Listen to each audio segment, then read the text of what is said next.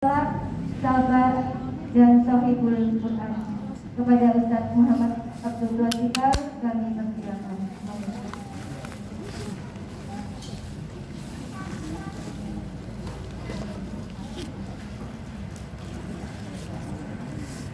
Bismillahirrahmanirrahim. Assalamualaikum warahmatullahi wabarakatuh.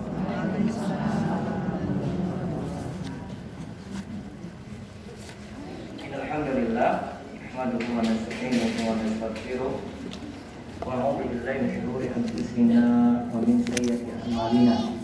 May yahdihillahu fala mudilla lahu wa may yudlil fala hadiya lahu. Wa asyhadu an la ilaha illallah wahdahu la syarika lahu wa asyhadu anna Muhammadan abduhu wa rasuluh. Allahumma shalli ala nabiyyina Muhammad wa ala alihi wa man tabi'ahum bi ihsan ila yaumil. Allahumma anfa'na bima 'allamtana wa 'allimna ma yanfa'una wa zidna ilma. Kita bersyukur pada Allah.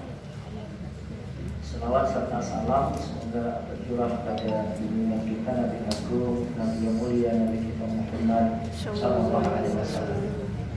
Baik ibu-ibu sekalian, majelis taklim sauda, pada kesempatan pagi ini kita bersyukur bisa thalabul ilmi kembali dengan mengkaji hadis dasar-dasar Islam.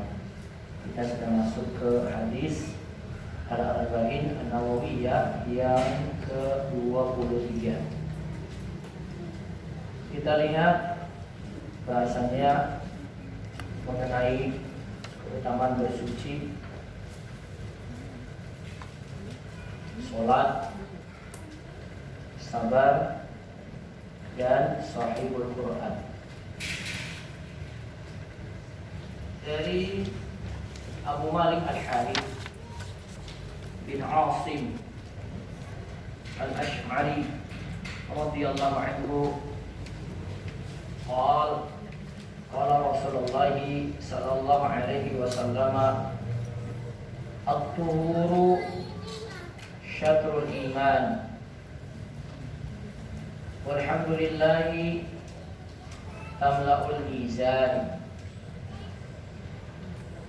wa subhanallahi walhamdulillahi tamla'ani au tamla'u ma bainas samai wal ard wassalatu nurun wassadaqatu burhanun wasabru dhiya'un wal Qur'an hujjatun laka au 'alaika kullu nasi yaqdu faba'i'u nafsahu famu'tiquha au mubiquha. Rawahu Muslimun. Hadis ke-23 dari Abu Malik Al-Harith bin Asim Al-Ash'ari radhiyallahu anhu, dia berkata Rasulullah sallallahu alaihi wasallam bersabda, bersuci itu syatrul iman, sebagian dari iman. Walhamdulillahi tamla'ul mizan, dan ucapan alhamdulillah itu memenuhi timbangan. Nanti di hari kiamat itu ada timbangan, mizan.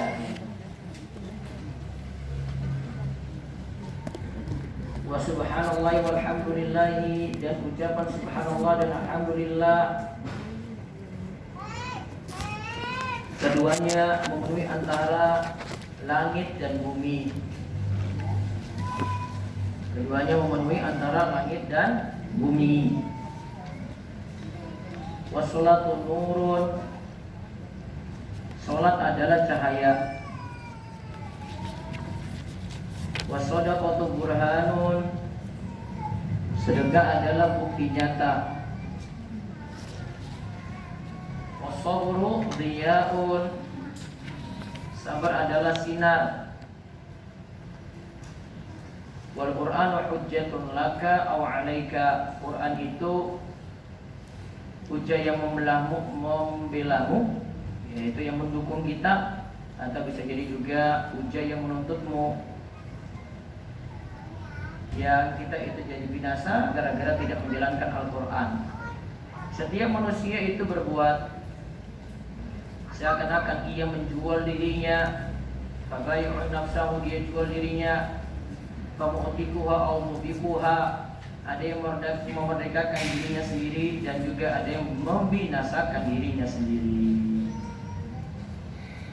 Hadisnya ringkas namun syarat makna.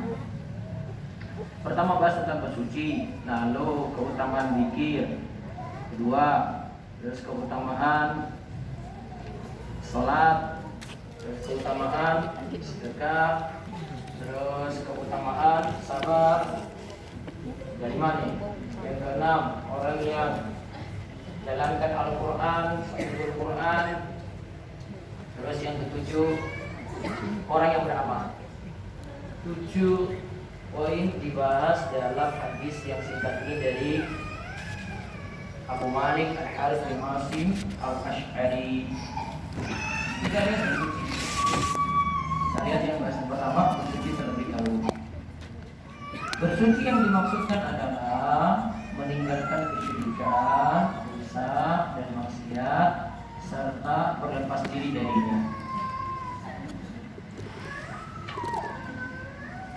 Yang kedua, bersuci juga bisa bermakna adalah wudhu untuk sholat, karena wudhu adalah syarat sah sholat.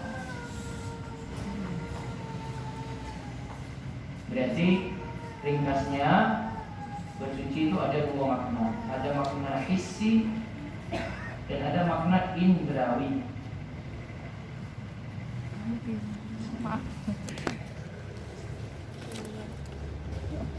Ada makna hissi dan ada makna indrawi.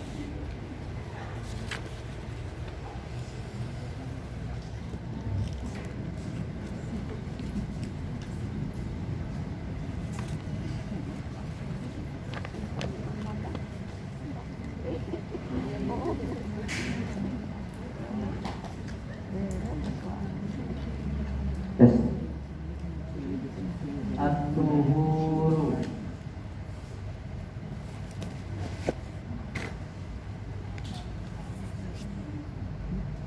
Ini pakai dhamma.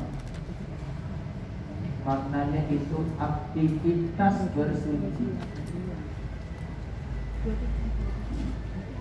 Aktivitas bersuci. Bedakan dengan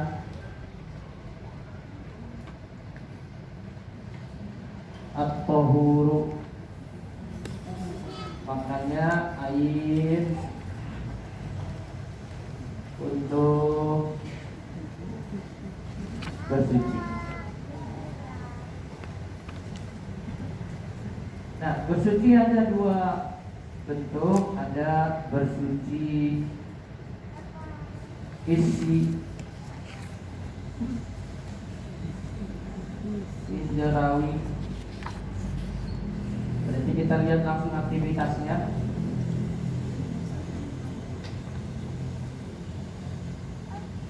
Dahulu tayamum,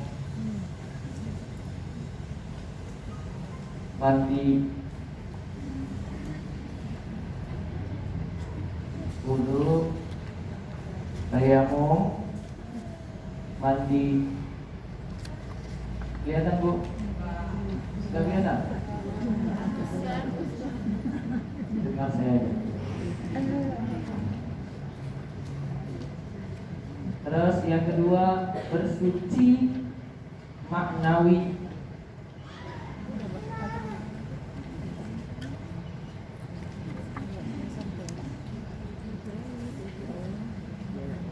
Ini yang tadi bersih dari syirik, ya, syirik, dosa maksiat.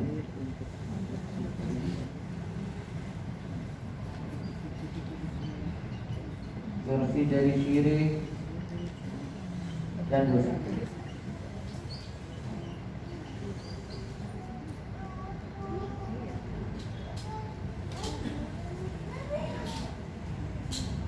Pembahasan yang pertama, bersuci, ia maknanya hissi atau indrawi. Nah, ini di kitab fikih. Ini pembahasan fikih.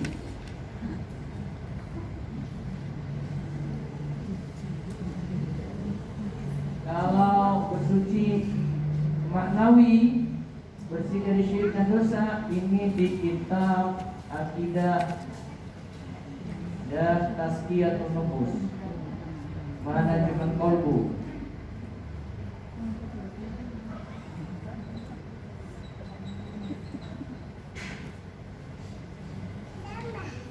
Dan manajemen hati, kolbu.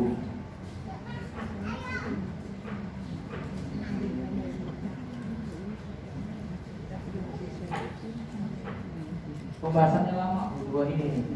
Nanti rincian untuk wudhu sendiri 6 rukun, rincian untuk tayamum sendiri, rincian untuk mandi sendiri.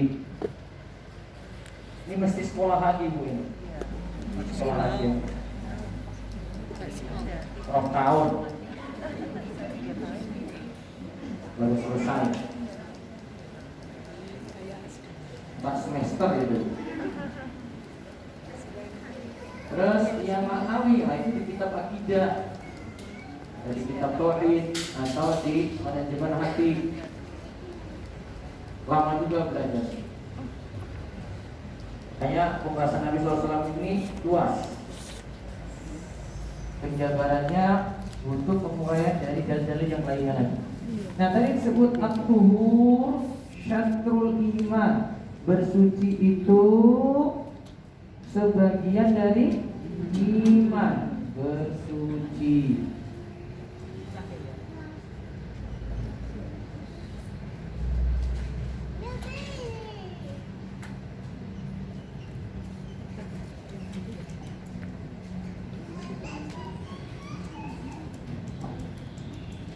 Bisa kita mengatakan bersuci ini bagian dari yang pertama, bersuci hissi, indrawi. Sebagian dari iman dimaknakan sholat. Jadi bersuci yang di sini itu sebagian dari sholat. Berarti wudhu yang misalnya ya, saya pakai wudhu di sini, wudhu itu termasuk syarat sah sholat. Wudhu atau bersuci termasuk apa? Syarat sah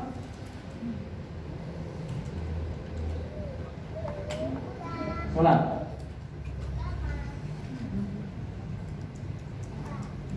Masuk syarat sah sholat. Nabi sallallahu alaihi wasallam katakan la yaqbalullahu sholata ahadikum idza ahdasa hatta yatawadda. Allah tidaklah menerima sholat salah seorang di antara kalian ketika dia berhadas sampai dia berwudu.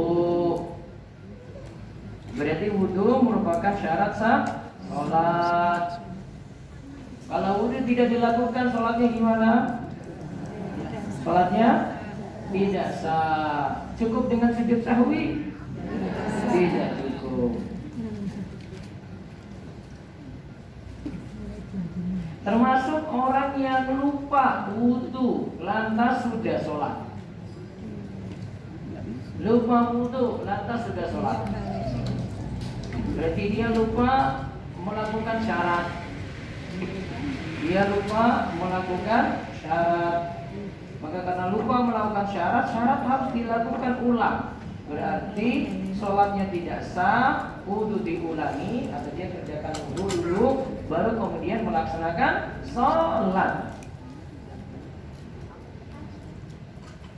Walaupun sudah lewat 2 atau 3 sholat.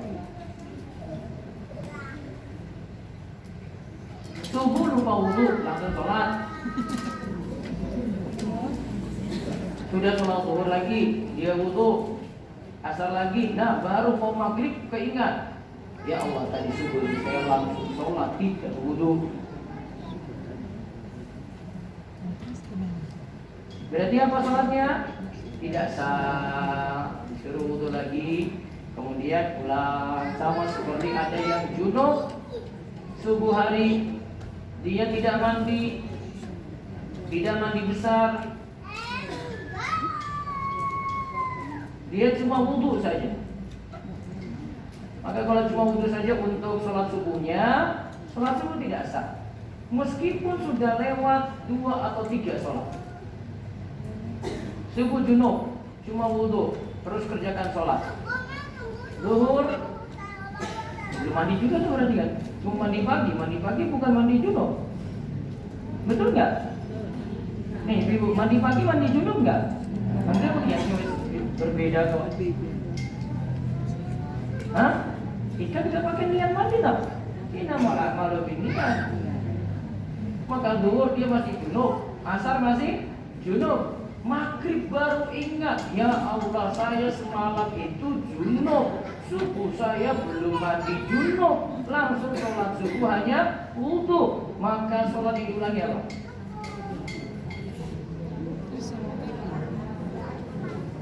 Hah? Subuhnya no? Zuhur?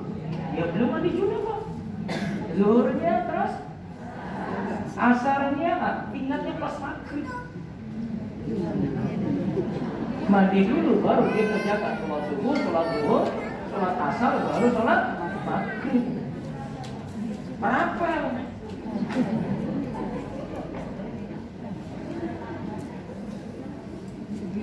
Dia hafal di situ. Karena tidak memenuhi syarat sholat bersuci. Ingat syarat sah sholat itu bersuci. Sederhana, namun kalau jadi problem itu masalah. Ingat baik-baik.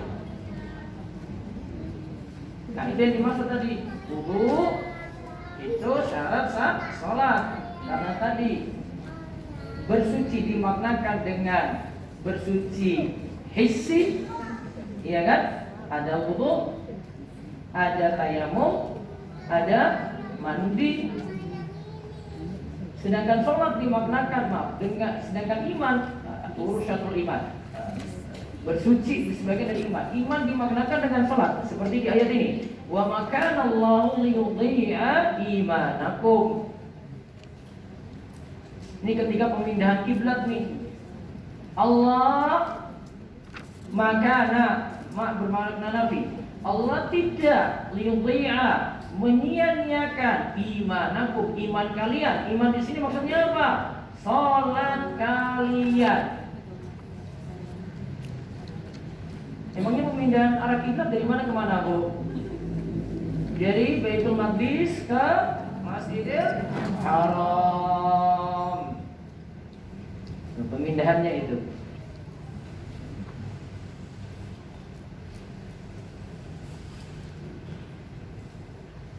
Sudah?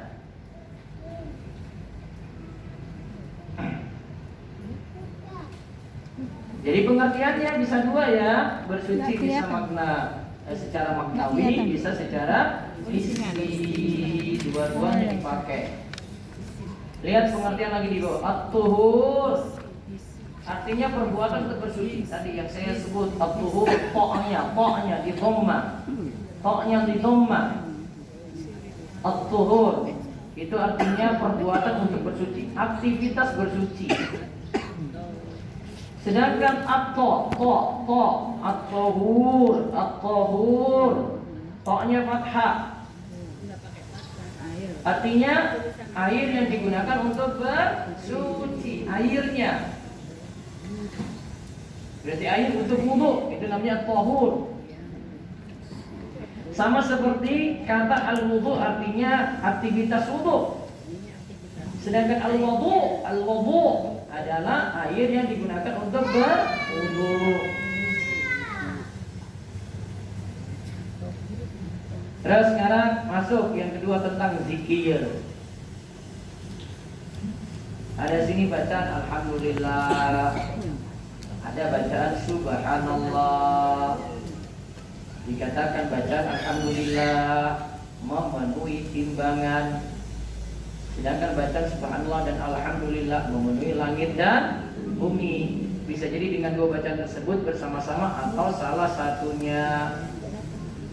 Di situ ada kalimat tasbih. Tasbih itu meninggikan Allah dari berbagai kekurangan.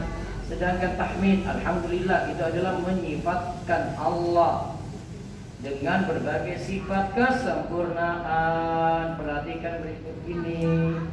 Bacaan subhanallah dan alhamdulillah. Ini sudah ya?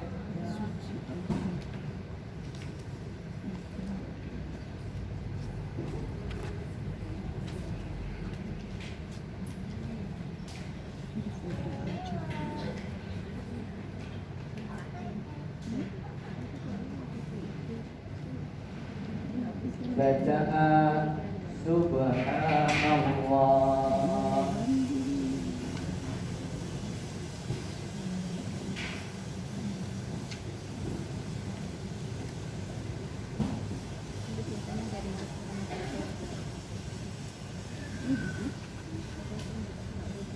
Subhanallah. Artinya apa, Bu? Artinya apa? Maha suci Allah.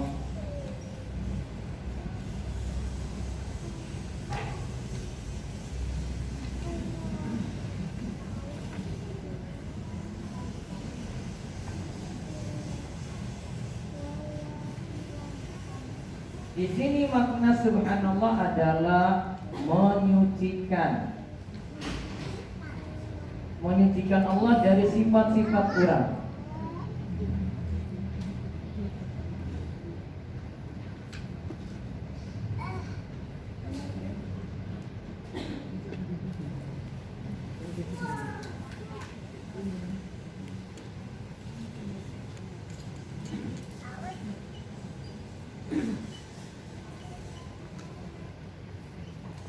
Menyucikan Allah dari sifat-sifat kurang atau aib.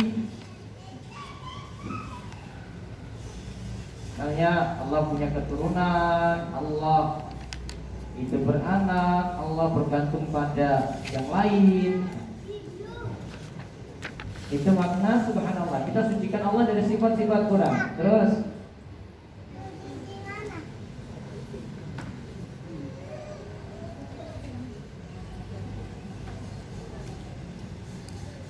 alhamdulillah. Apa artinya, Bu? Segala puji hanya milik Allah.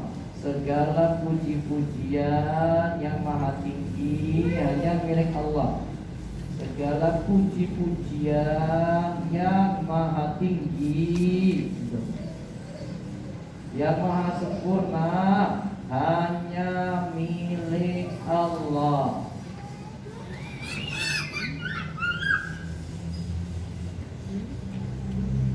Berarti zikir ini maksudnya kita menetapkan Allah dengan sifat-sifat yang sempurna. Berarti menetapkan Allah itu memiliki apa? Sifat-sifat yang sempurna.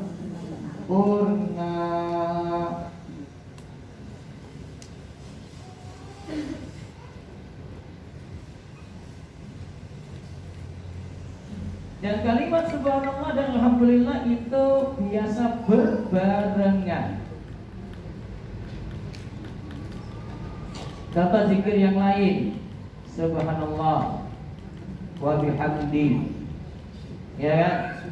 Ada lagi subhanallah wa bihamdi adada khalqi wa ridha nafsi wa zinata arsy wa midada kalimatnya. Subhanallah gabung wa bihamdi.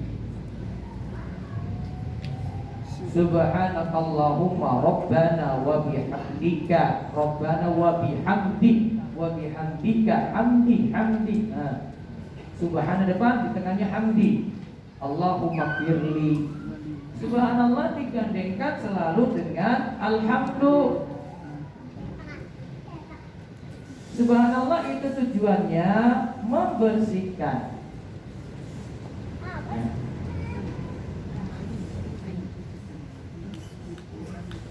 Membersihkan. Alhamdulillah tujuannya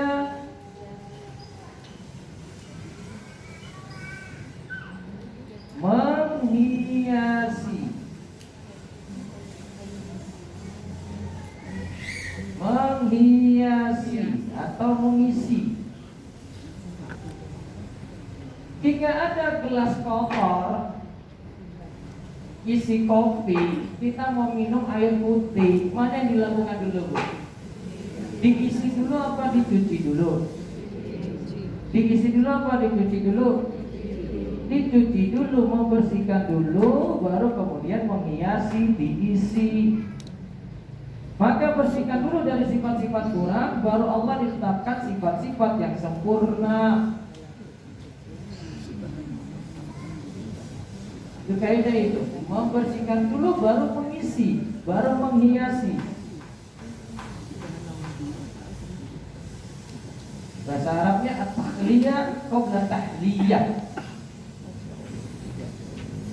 Menghapus dulu, membersihkan yang kotor-kotor. Nah, ini ucapan subhanallah tadi nih. Terus baru kemudian mengisi, menetapkan Allah punya sifat yang maha sempurna. Itu di kalimat alhamdulillah. Maka tadi dua kalimat ini selalu bergandengan.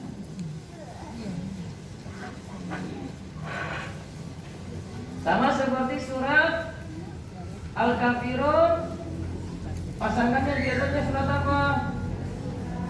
Apa, Bu? Al-Ikhlas. Kenapa? Al-Kafirun itu membersihkan dari syirik. Al-Ikhlas menetapkan Allah punya nama-nama As-Somad, lam yalid wa lam yulad wa lam yakul lahu kufuwan ahad. Maka biasanya surat Al-Kafirun digandengkan dengan surat Al-Ikhlas. Kapan dibaca Al-Kafirun sama Al-Ikhlas? Kapan?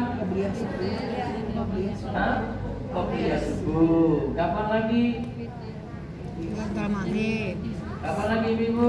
Ba'diyah maghrib bisa. Kapan lagi? Witir 3 rakaat bisa. Al-A'la, terus Al-Kafirun, terus Al-Ikhlas. Kapan lagi? Kapan lagi? Setelah tawaf. Salat sunnah ba'da tawaf.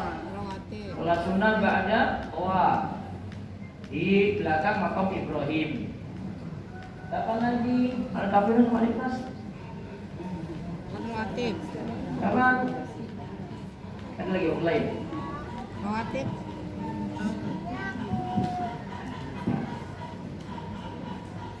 Jadi cari wakil. Ada satu lagi.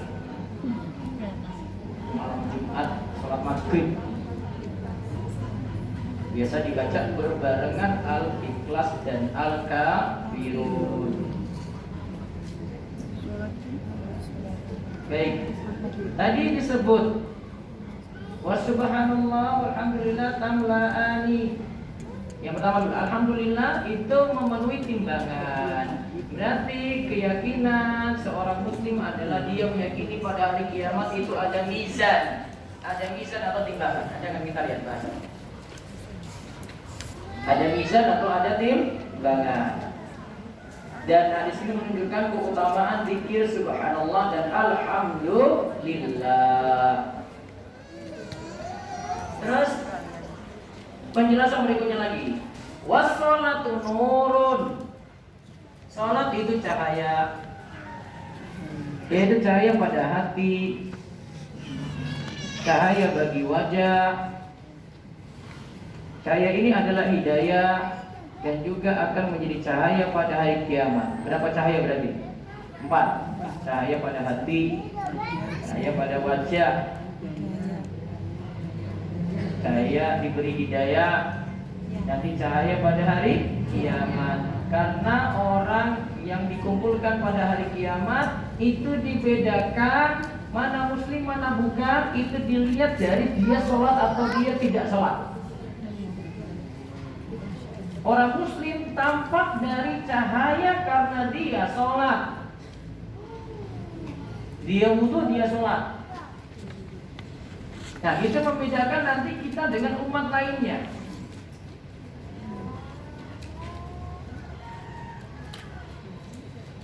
Terus sedekah. Sedekah adalah bukti benarnya iman seseorang, karena biasanya jiwa itu asalnya pelit dengan harta. Dan sifat orang munafik itu biasa beramal atas dasar riya. Ia sulit bersedekah karena pelitnya pada harta.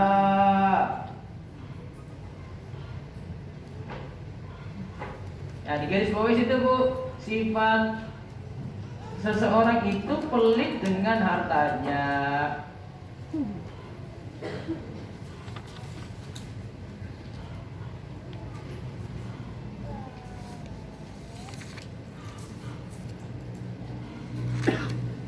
Asalnya sulit, artinya sulit dikeluarkan. Maka sedekah itu jadi bukti imannya. Dia mau keluarkan harta ini ataukah tidak.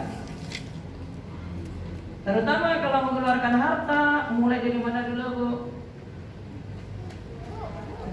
Dari mana dulu? Zakat, sedekah, nafkah. Mana dulu Bu? Urutannya yang mana? Yang mana dulu? Hah? Atau traveling dulu? Ibu, mana dulu? Nafkah ke siapa? Keluarga yang mana? Inti. Hah? Istrinya siapa? Itu sendiri. Apa? Saya tanya jemput.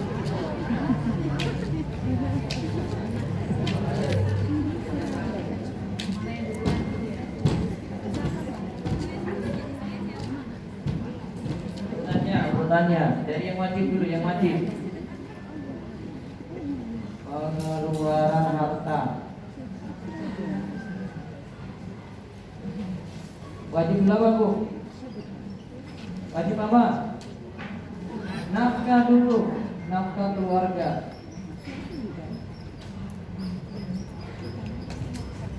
Setelah nafkah apa? Hah? Setelah nafkah ada sisa, apa yang ditunaikan? Zakat. Zakat itu nanti melihat nisab dan aul, seperti kita sudah pernah bahas dulu kala. Setelah zakat masih ada sisa lagi, sedekah sunnah.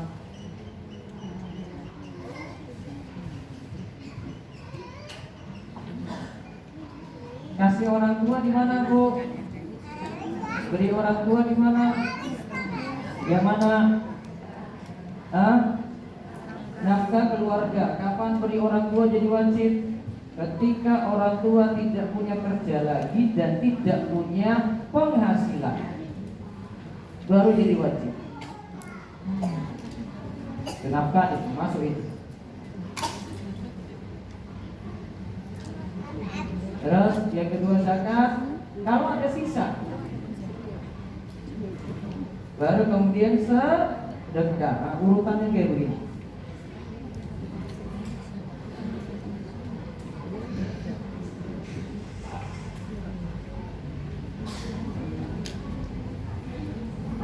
Berarti kapan seorang disebut pelit pada harta? Dia disebut pelit pada harta jika yang wajib tidak dikeluarkan. Apa yang wajib? Mana yang wajib tadi Bu? Nafkah. Juga zakat tidak dia keluarkan. Bukan kita bahas yang sunnah Bu. Itu bukan kita bahas yang sunnah, namun bahas yang wajib.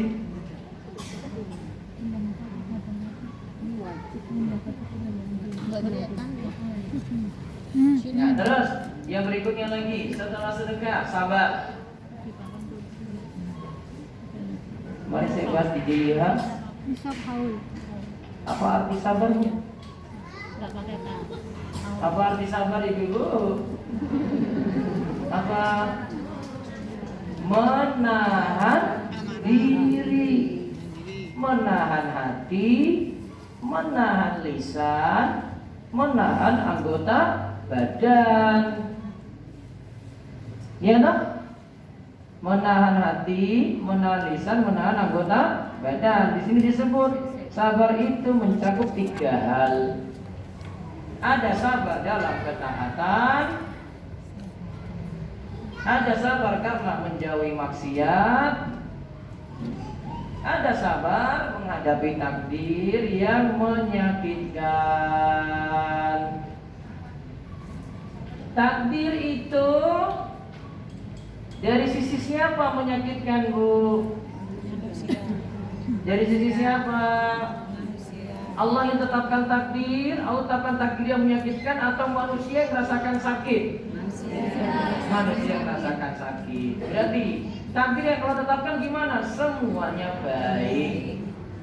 Tidak ada sisi sakitnya, tidak ada sisi buruknya. Yang rasa sakitnya siapa yang rasakan? Manusia. Ingat, kalau dari sisi Allah semua takdir baik. Namun kalau dari sisi manusia ada takdir yang baik dan ada takdir yang buruk. Dari sisi manusia, bukan dari sisi Allah. Jadi tidak boleh mengatakan Allah kejam menetapkan takdir ini untuk saya. Tidak boleh. Terus ada sabar dalam menghadapi takdir yang menyakitkan. Terus orang bisa bersabar menandakan akan kuatnya iman dan pandangannya yang bagus, sehingga disebut bercahaya, sehingga disebutlah sabar itu dia. Dia itu, Bu, diberi catatan di sini cahaya ditambah sifat panas. Cahaya ditambah sifat panas. Jadi cahayanya itu ada sifat panasnya, Bu. Maka sabar itu kadang terasa sakit, tapi dia tahan. Betul nggak? Sabar masih ada sakit nggak, Bu? Sakit banget. Mau kasih contoh? Mau kasih contoh? Teman pinjam uang 10 juta. Wes, tak tambah wae. 50 juta. Kalian besar aja sekalian. Katanya sebulan nanti akan dikembalikan. Insya Allah saya tepat waktunya. Saya kata-katanya kayak gitu. Oke, insya Allah itu meyakinkan sekali. 100% yakin. Ternyata sampai bulan depan nggak balik. Dituntut apa, Bu? Cuma 2 saja, Bu. 2 saja. Pertama, putihkan utang tadi. Berapa tadi, Bu? 50 juta. Yang kedua, berikan tenggang waktu. Sampai kapan? Sampai dia mudah bayar. Berat gak ini, Bu? Yang mana yang berat? Ya, berikan berat. Ya wes, 50 juta nggak mau. Pokoknya harus bayar kan? Terus, yang tadi yang kedua apa, Bu? Memberikan tenggang waktu. Coba lihat, ini pernyataan dari hadis. Contohnya begini. Jika ada yang pinjamkan uang tadi 10 juta misalnya, maka setiap hari dari saat dia pinjamkan uang tadi, dia dianggap bersedekah setiap harinya 10 juta sampai jatuh tempo. Tadi sebulan kan? Berarti sebulan itu sudah dianggap bersedekah 1 hari berapa? 10 juta. Berarti kalau 30 hari berapa, Bu? Masya Allah, 300 juta Ibu. Jika diberikan tempo lagi, ketika sedikit tempo sudah bulan depan lagi, maka sedekahnya dianggap 2 kalinya. Berarti 2 kali 10 berapa, Bu? 20 juta. Kalau sampai bulan berikutnya berulang lagi, kalikan 3 lagi. Berarti berapa? 30 juta. Pahalanya besar kan? Besar kan, Bu? Karena sakitnya juga berat.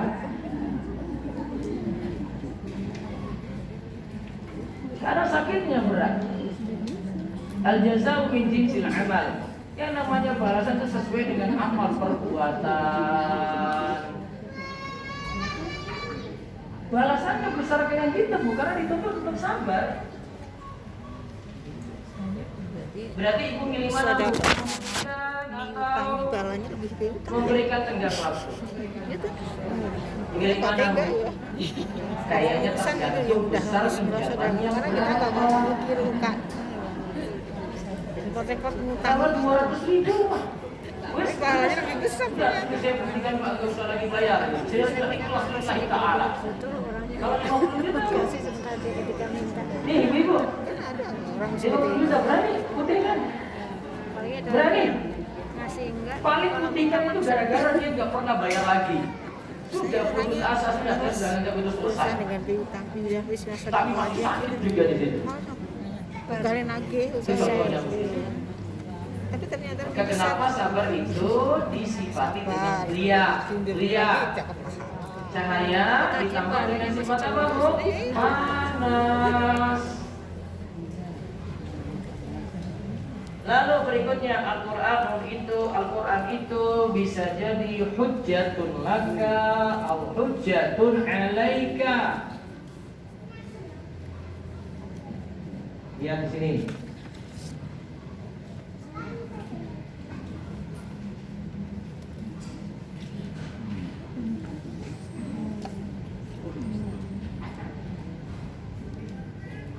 Ini Al-Quran.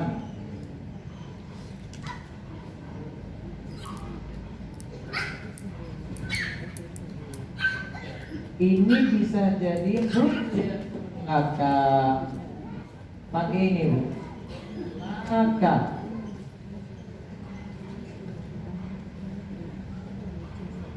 Bisa hujjatun alaika.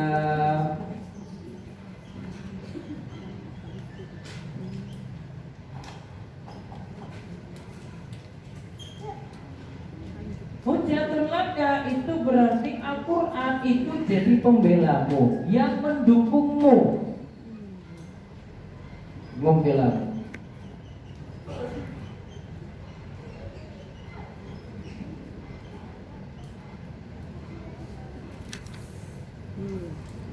Yang kedua, Al-Quran bisa jadi sebaliknya, Bu. Sebaliknya dari membela.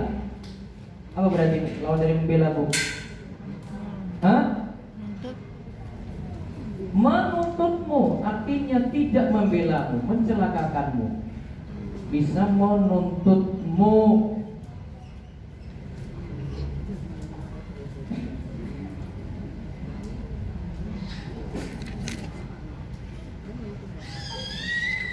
Ya, ada dua sisi Bu Al-Quran. Jadi Al-Quran tidak selamanya membela kita, mendukung kita. Tidak selamanya kita bisa beri syafaat pada kita. Tergantung. Ada dua sisi. Al-Qur'anu hujjatun laka. Kalau pakai laka itu mendukung. Namun kalau sudah pakai alaika itu biasanya yang buruk. Jadi mencelakakanmu.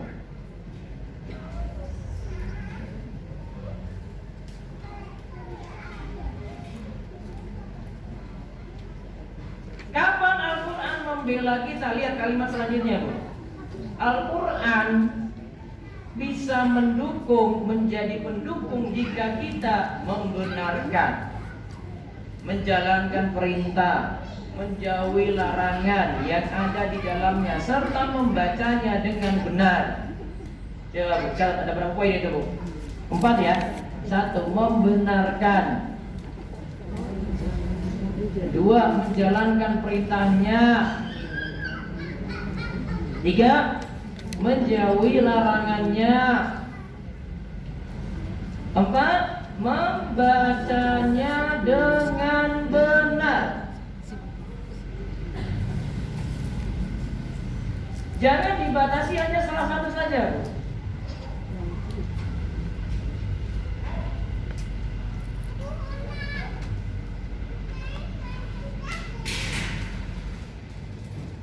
Sebaliknya Al-Quran akan menuntut kita hujjatun alaik itu. Hujjatun alaik itu ketika kita berpaling dari Al-Quran. dan tidak menjalankan sebagaimana yang dituntut. Ada perintah sholat, orang yang nggak sholat, berarti hujjatun alaik, Bu. Ada larangan durhaka pada orang tua, dia jadi anak durhaka pada orang tua, berarti hujjatun alaik. Walaupun dia baca bolak-balik, walaupun sampai menghafalkan, kalau tidak dijalankan berarti Al-Quran jadi hujjatun alaik. Maka orang disebut sahibul Quran itu kalau yang pertama hujjatun laka. Jadi hujjatun laka, bukan hujjatun alaik. Itu baru disebut sahibul Quran. Sahib betulnya yang memiliki Al-Quran.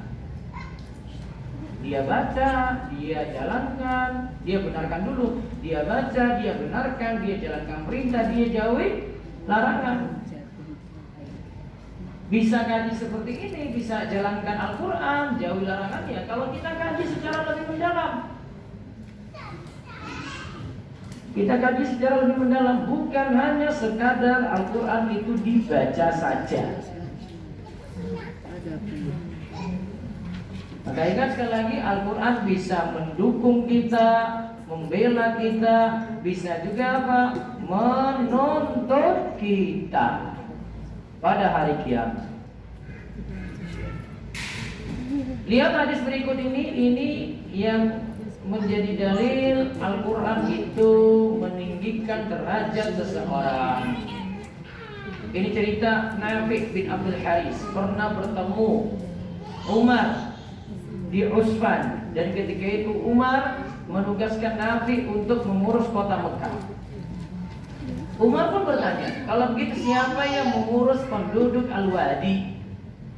Dijawab oleh Nafi' Ibnu Abza. Umar balik bertanya, siapa emangnya Ibnu Abza? Ketika itu dijawab, dia adalah di antara bekas budak kami. Bekas budak. Kalau disebut bekas budak derajatnya rendah berarti. Umar terheran dan berkata, kenapa bisa yang kau tugaskan adalah seorang bekas budak? Nabi menjawab, ia itu paham Al-Quran dan memahami ilmu faraid. Ilmu faraid ilmu apa? Waris. Umar berkata, sesungguhnya Nabi kalian itu bersabda, Innallaha yarfa'u bihadzal kitabi aqwaman wa yadh'u bihi akharin. Sesungguhnya Allah mengangkat derajat seorang dengan kitab ini, yaitu Al-Quran, dan merendahkan yang lain dengan kitab ini. Hadis riwayat Muslim. Maksud sabda Nabi sallallahu alaihi wasallam, setiap manusia berbuat seakan-akan ini lanjutannya. Tadi kesimpulan yang hadis tadi berarti apa? Orang derajatnya mulia walaupun dia itu orang rendahan, jadi mulia dengan Al-Quran, seperti kasusnya Ibnu Abza.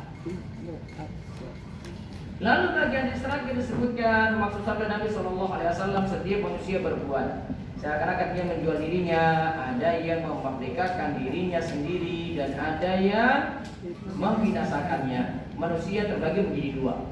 Pertama, manusia yang menjual dirinya pada Allah, maksudnya dia lakukan ketaatan, dia jauhi maksiat, maka ia bebas dari neraka dan selamat dari godaan setan.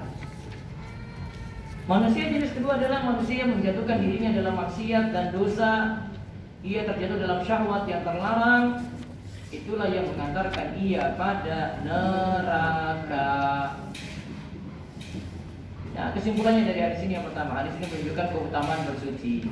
Bersuci apa tadi, Bu? Maknawi dan hissi.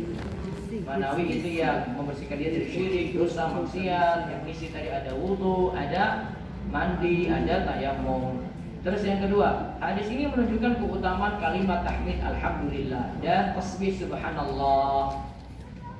Dan biasanya subhanallah dan alhamdulillah itu dibarengkan, Terus yang ketiga, adanya mizan, timbangan pada hari kiamat, dan amalan akan ditimbang. Kalau di sini menyebutkan amalan akan ditimbang, amalan kita ditimbang. Kalau hadis yang lain menyebutkan lagi catatan amal yang ditimbang. Kalau ini amalannya, hadis lain menyebutkan catatan amalnya. Seperti hadis bitaqah. Hadis orang yang punya 99 gulungan dosa, kalau dibentangkan itu sejauh mata memandang. Ditimbanglah dosa ini dengan kartu bitaqah la ilaha illallah, maka lebih berat kartu bitaqah la ilaha illallah. Itu berarti ditimbang catatan amalnya. Ada juga ditimbang anggota tubuh. Seperti dalam hadis Ibnu Mas'ud, sahabat yang lainnya seperti merendahkan Ibnu Mas'ud karena kakinya itu kurus, betisnya itu kurus. Kemudian dikatakan tentang Ibnu Mas'ud, seandainya betisnya ini ditimbang, itu mengalahkan gunung Uhud. Pada hari kiamat itu ditimbang, itu mengalahkan gunung Uhud. Jadi menunjukkan kalau ada anggota tubuh juga yang ditimbang. Jadi ada amalan, ada catatan amal atau bagian tubuh. Terus, faedah keempat. Nah, di sini menunjukkan keutamaan sholat. Sholat adalah cahaya di dunia dan akhirat. Yang kelima, hadis ini menunjukkan keutamaan sedekah. Jadi sedekah jadi bukti benarnya iman seorang. Karena tadi disebut ya, asalnya seseorang itu pelit pada harta, pelit mengeluarkan harta. Terus yang keenam, hadis ini menunjukkan keutamaan sabar karena akan jadi cahaya bagi pemiliknya. Tadi sabar disifati cahaya yang mana, Bu? Ria, cahaya apa tadi? Ria. Cahaya yang mengandung panas karena berat, masih ada rasa sakit. Yang ketujuh, kita dimotivasi untuk perhatian pada Al-Quran dengan cara belajar, merenungkannya, tadabbur, mengamalkannya supaya Al-Quran bisa mendukung kita pada hari kiamat. Terus yang kedelapan, kita diingatkan agar tidak lalai dari memperhatikan Al-Quran karena Al-Quran bisa menuntut kita pada hari kiamat. Yang kesembilan, setiap amal soleh akan membebaskan jiwa seorang dari kesulitan dunia dan akhirat.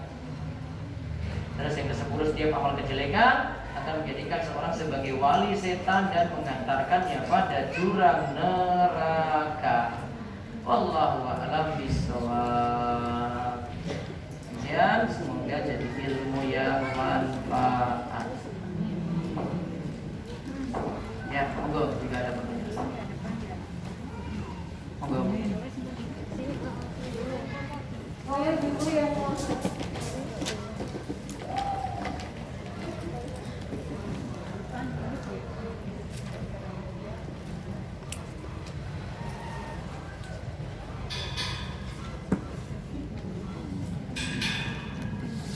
Assalamualaikum warahmatullahi wabarakatuh.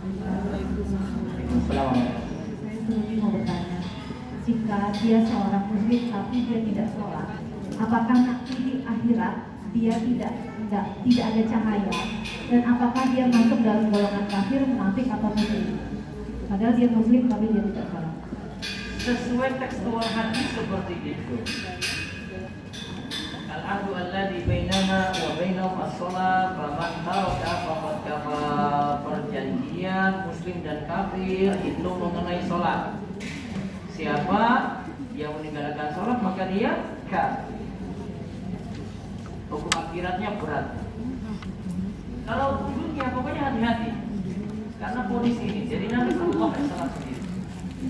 Maka untuk hati-hati ini ya tetap jaga sholat dan memperingatkan anggota keluarga kita untuk menjaga sholat.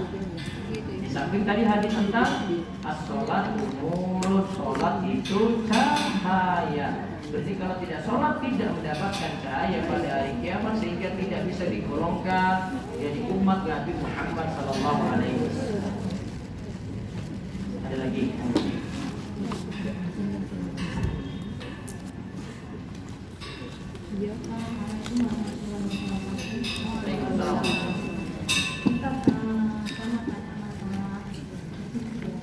Jadi setelah haid, sekarang duduk Mandi sah ya. Kemudian kita melakukan dengan Ya. kemudian keluar lagi Ketika mandi itu sudah ada tanda berhenti haid apa belum?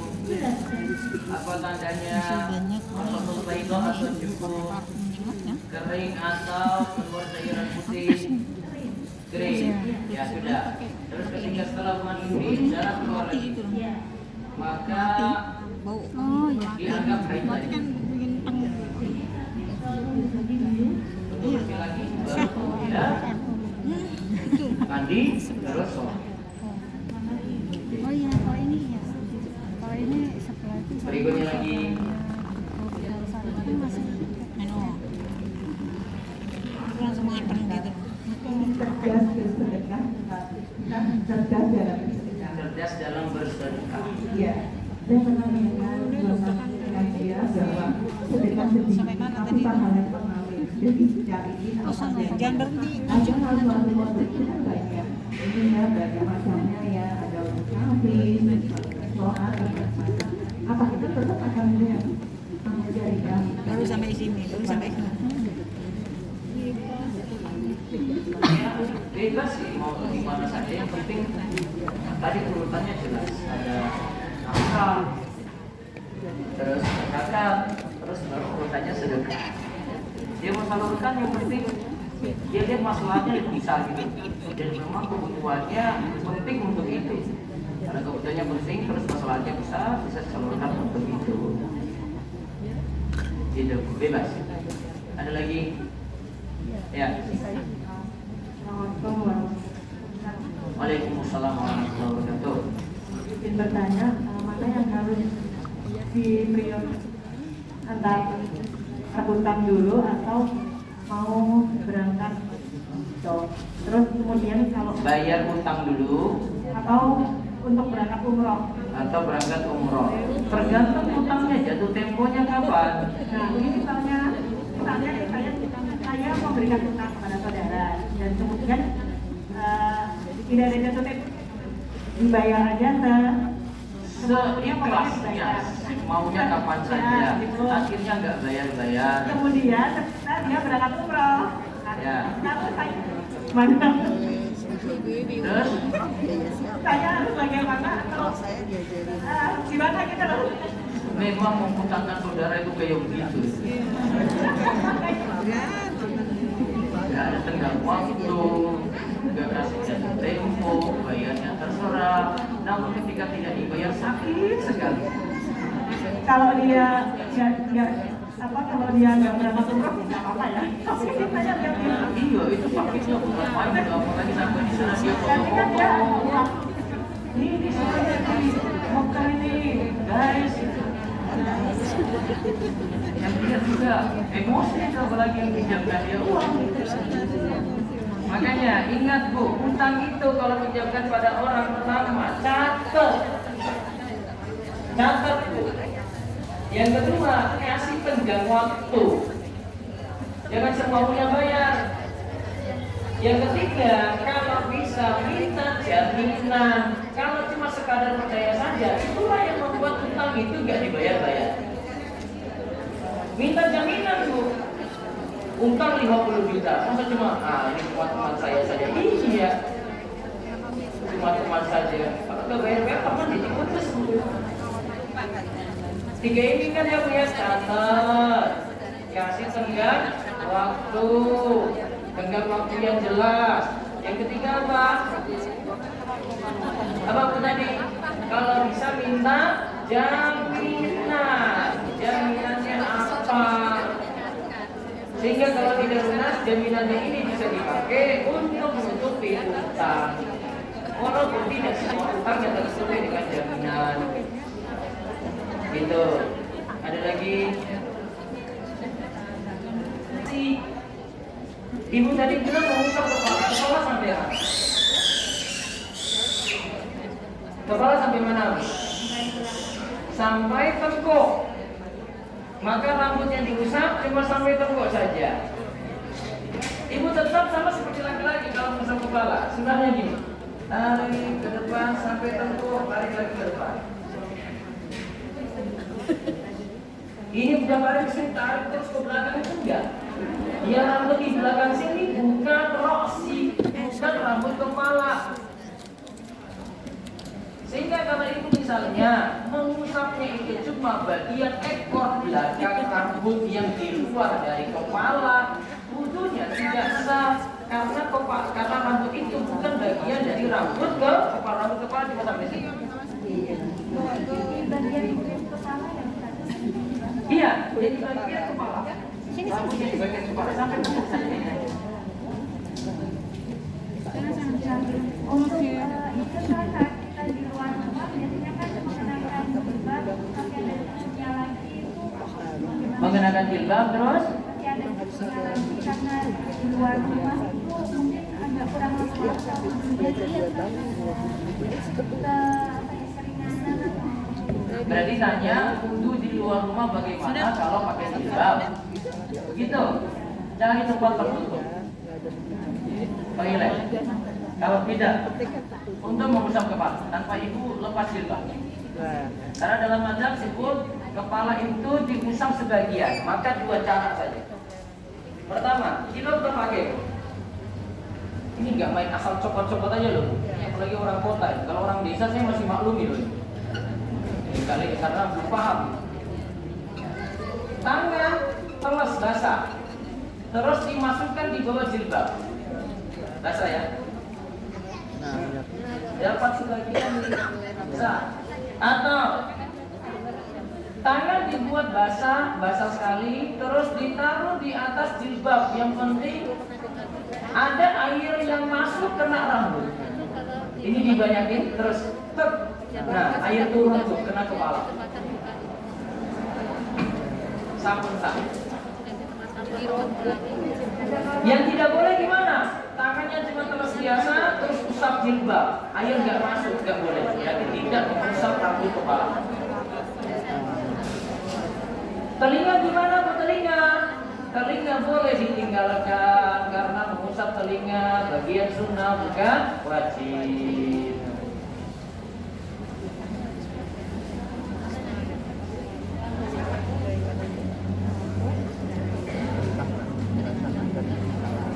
Bagaimana hukumnya selfie untuk ibu muslimah?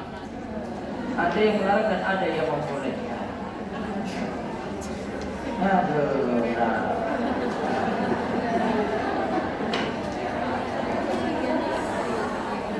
berat ya.